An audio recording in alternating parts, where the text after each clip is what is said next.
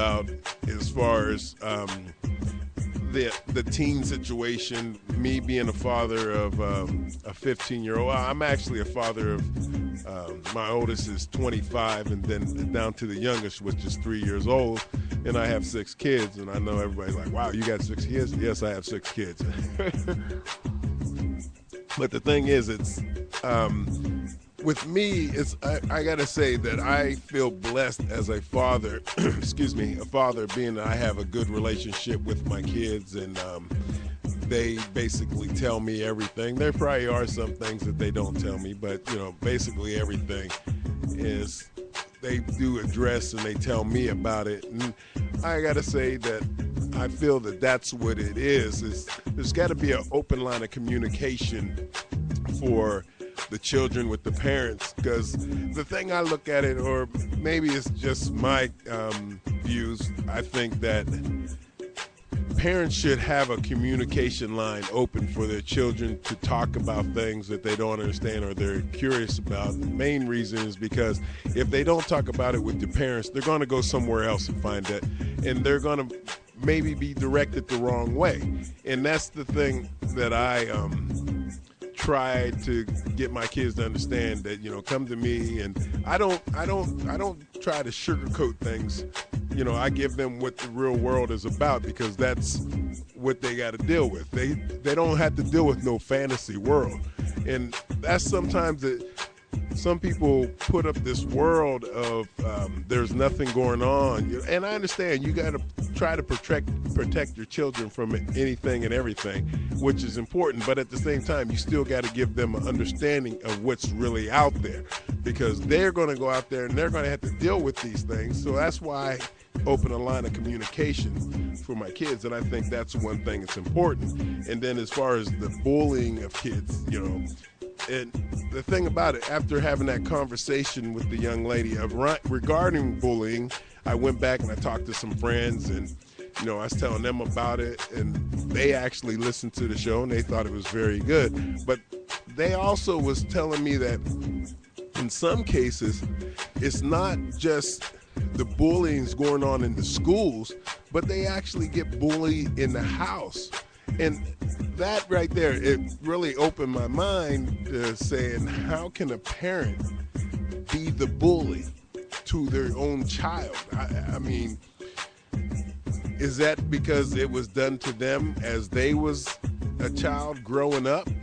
And, sometimes, like I said, I look at things that I've experienced in life, and I don't hide it. Some people said, hey, you shouldn't tell everybody where you've been, what you've done. But to me, my understanding in life is it's good to be straight up with people. And what I mean is if you've experienced something in life and you made it through it and you came through it and you made it a lot better for you to function in the daily world without that stigma hanging over you, I say it's good. And that's one thing I was talking to my friend about, because I was telling him about my experience. I've been in jail, and I actually, back in 2002 is when I actually was released. I wasn't in the county, I was actually in the state. Not going to get into everything behind it, but to try to get you to understand what I think. And I don't blame it on my upbringing, but it's like some people, they try to put it like that. Okay, I come from a family that's, my father wasn't there. I basically was raised by my mother. And the thing about it, in a way, I have a belief that sometimes life might have been a little different if it would have been my father there, and then you have your mother, because your mother is a nurturer. She's going to give you the nurturing. The father is more of a disciplinary, and basically is, even though the mother disciplines you, the father I think it's a different type of raising that a man does to the man. Okay, and like I said, I'm not using that as an excuse. I'm just saying, could that have been? But the cut it short is I've made it through. my downfalls. I've went back and I've actually had my record sealed, closed, you know what I'm saying? So that way, it's expunged, just waiting for the beautiful mayor of California to send me my papers and stuff. But as far as being given that break, I was by the courts. I was given that by the courts because I went into the courts, and to be honest with you, it was an emotional period for me, because when I went in there, the judge, there was somebody else in there trying to get an expungement at the same time, and he denied it. And I really started thinking as I was sitting there, I was like, man, is he going to do this?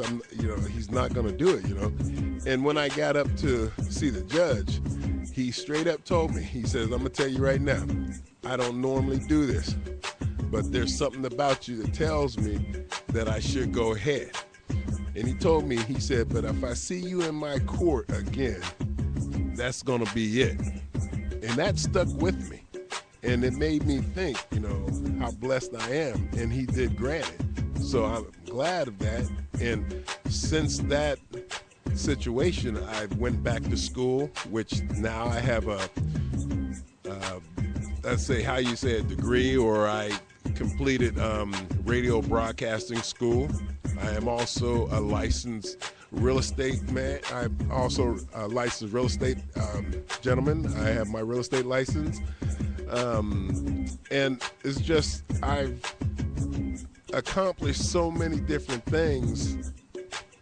And I think it's because that's what I decided. I said, this got to stop. And I look at it this way. The reason why it had to stop was because the last time that I ended up was doing time, my son, which is 15 right now, he was at the jail cell, and he was actually standing there and crying because he couldn't touch me, because I was, he was visiting me because I was getting ready to catch the chain up the state, and he was hitting on the window, and he's like, Daddy, and he couldn't touch me. And that's what made me say, you know what, this got to stop.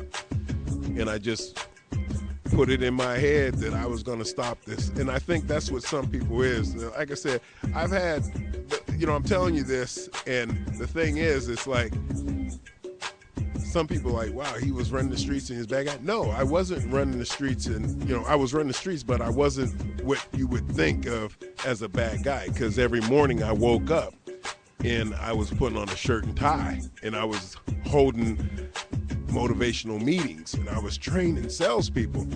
So the thing about it is, basically I had two lives. You know what I'm saying? I had the sales life, where I worked a sales job and made good money and wore my shirt and tie and everything. But then at night, I was out there actually being a goon, doing, crazy stuff. But, like I said, that's a little history of me. And, like I said, what made me bring this up is because, like I said, I look at this film that Jeremy Silva is producing and directing, where he wrote it and he's directing, he's trying to make people aware of the teen suicide and the bullying. And the thing is, it's like, I was fortunate that that somebody took an interest in me, and I believe that's what it is about. And I got to say, I send it out to my mentor, my father. Right now, I send my prayers out to him because he's in the hospital, Mr. Tyrone Cooper, which is somebody that was in my life that seen me for something else than what I was doing. And I think me escaped in that part of my life was because this man believed in me and he took an interest in me. But right now, he's in the hospital, and I like to give prayers out, and I would ask a lot of people to pray for him, because right now it's really hard dealing with what's going on with him, and it's with cancer and stuff like that. That's what it come to find out he has. And like I said, I just ask that, if you're listening, that you pray for this gentleman, because like I said, he's a great person. He's a mentor, a father, and somebody that actually taught me the game of sales. And I believe that if this man wasn't in my life like he was, there's no telling which way I would have went, because this is a man that really believed in me regardless. And no matter how many times I got in trouble, he was there. And the thing about it, he would get mad at me sometimes. And do you know how it is when you have a person that you care about and strongly believe in and listen to gets mad at you? It's like, it's a crushing feeling, because you're like, man, I'm sorry, but you ain't listening. I know you're mad at me, but that's why I just say, he's a very important person to me, and I just wish for the best. And, Mr. Cooper, I'm still here, and hey, believe me, I thank you from the bottom of my heart for what you've done for me as a, a young man growing up in this world. So, like I said, prayers go out to Mr. Cooper. And like I said, I'm getting more, like I said, I came off topic a little bit, but I want all this surrounding the topics is what this gentleman is, Jeremy Silva, is basically writing about is the thing. It's so important that there are people that take an interest in this and get aware of this, because there's kids, they don't want to be in this situation, and there's reasons why they're in these situations. And it's like, if you don't open your ears and open your eyes and look for these signs that show you that this child needs help, or they need somebody to take an interest in them, there's things gonna happen. And that's basically what this is about. And I take my hats off to these people that are actually want to take and make people aware of what's going on out there, because it's so important that we get people aware of these things. And the thing about it is, this gives me an opportunity to get on this mic and actually talk to the people and tell them, hey, you got to take an interest in somebody and help them, because that's what happened to me. Somebody took an interest in me, and I say, look at me today. If I didn't have somebody that took an interest in me, there's no telling which way I would have went. There's no which way. My kids could be fatherless, but they're not. If I'm hearing they work their life, and and I also thank God for that. And like I said, it's very important that we just reach out to our kids, our youth, and we try to bring them into this fold, and let them know we believe in them, because it's got to stop. This crazy madness. And the thing about it, some people want to blame the kids. It's not the kids' fault. You know what I'm saying? They didn't come to this world just in their mind already saying, okay, this is the way I'm going to be. It's not the way they woke up and say, okay, this is what I'm going to do. There's influences out there. There's bad influence. And there's, it's like they watch TV. The TV is another way. It's just like kids. It's so many video games and everything. Don't get me wrong. Video games is okay and everything, but it's not like have that be the control of their lives, because all of a sudden they get into this video game world and actually it becomes a real world to them. But that's not true. Like I said, there's a lot more to come.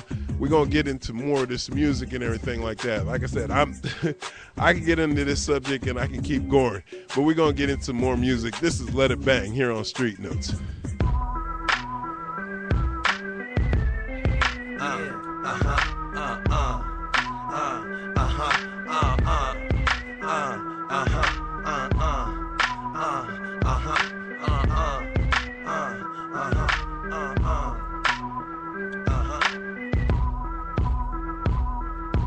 All I gotta say is accolade is a true MC. I'm blazing like a native, I'm faded and usually I'm intoxicated, wasting and gazing at girls' booty cheeks all overrated, so I'm taking over musically. Smoothest way that's giving this fake shit is eulogy. Mr. Maven play shit clearly for you to see. Royal fam's the latest and greatest will supersede. Y'all follow the cadence to Oasis, you're not fooling me. Quit with your lies and see bitch in your eyes while you spitting the rhymes. You need to eat your facade. I'm in the land where many niggas rock, many niggas die, but I'm living my life aware of the evil, so where are the people that's phony and feeble? I go coast to coast, blowing smoke like a diesel. Let it bang out the speakers, making haters believers, still blazing my reefer, remaining a leader. You know I'm still making them heaters. Let it bang in the trunk, let it rattle your box. Ayy, this is the one that they saying is hot. Turn that shit up, you know that it is not stopping. Good rap after good rap, we gon' get our props. So let it bang in the trunk, let it rattle your box. Ayy, this is the one that they saying is hot.